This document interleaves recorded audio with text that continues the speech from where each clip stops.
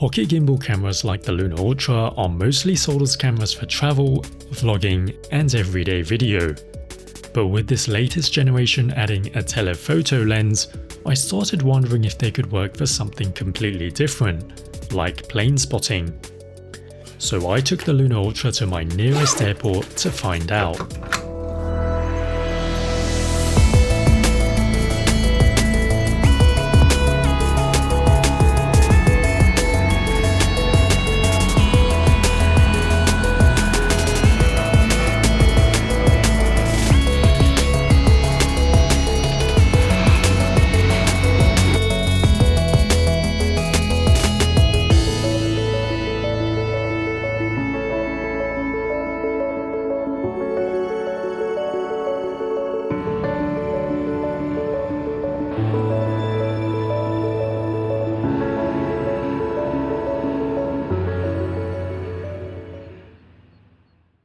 Now, I had always thought of plane spotting as a pretty serious and potentially expensive hobby.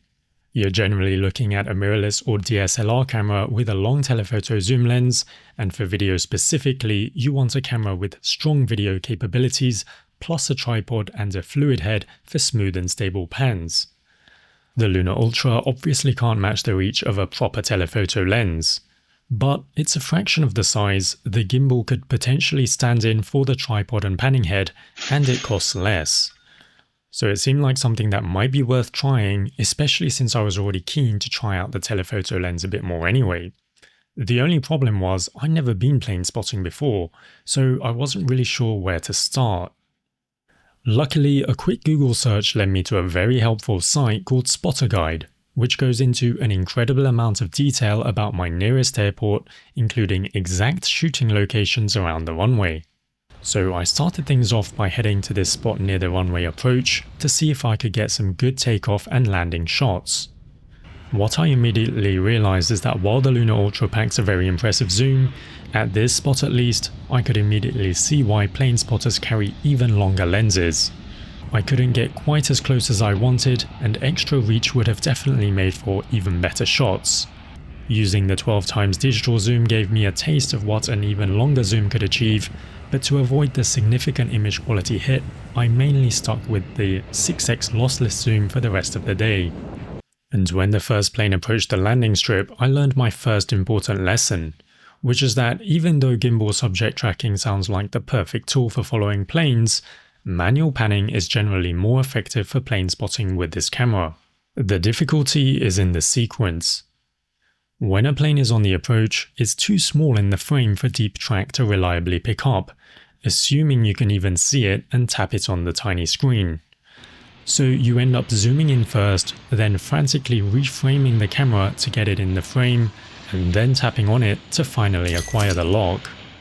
But while you're doing all of that, the plane has already passed and you've missed the best moment. And if you had come to catch a specific plane that day, like this Star Wars themed aircraft for example, missing those few seconds would really hurt. And the challenge with deep track wasn't just to do with target acquisition.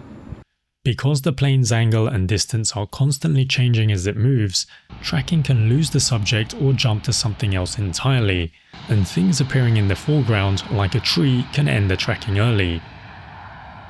So for the rest of the day, I decided to switch entirely to manual panning.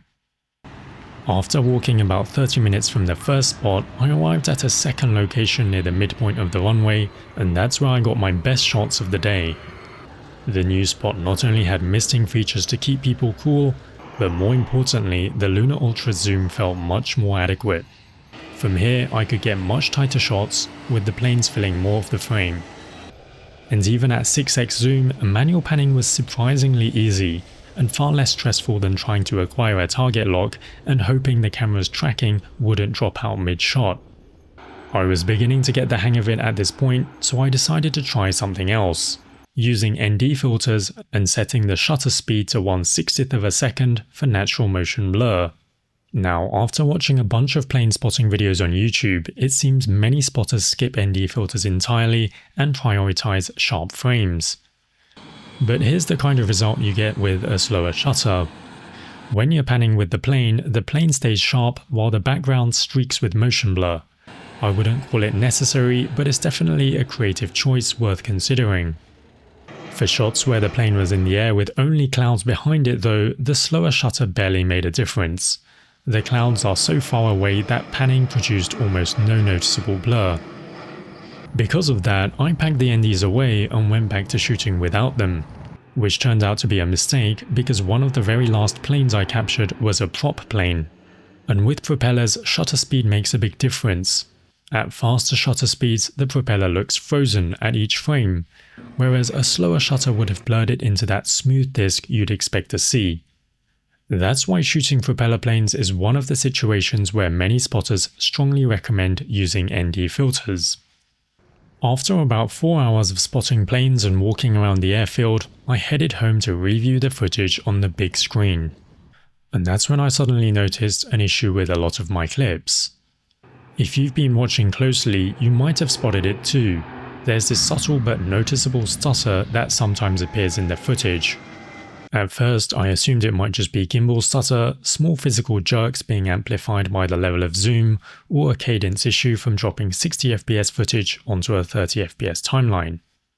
But when I stepped through the clips frame by frame in a native 60 FPS timeline, I noticed that at the moment of each jerk, the image seemed to jump forward and miss a frame, then hold that jumped frame for an extra frame before continuing normally.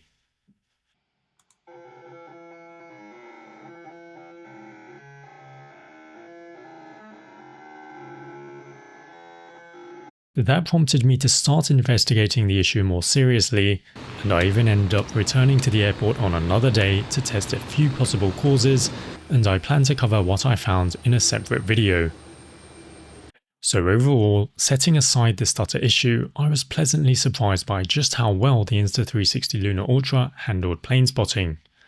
The telephoto lens gives it just enough reach to make it effective, especially at an airport like this where you can get really close to the runway. Of course, it can't replace a dedicated plane spotting setup. A camera with a long telephoto lens will still give you far more reach and flexibility, especially at airports where you're standing much further away from the planes. And for serious spotters, I'm sure the gear itself is also all part of the fun.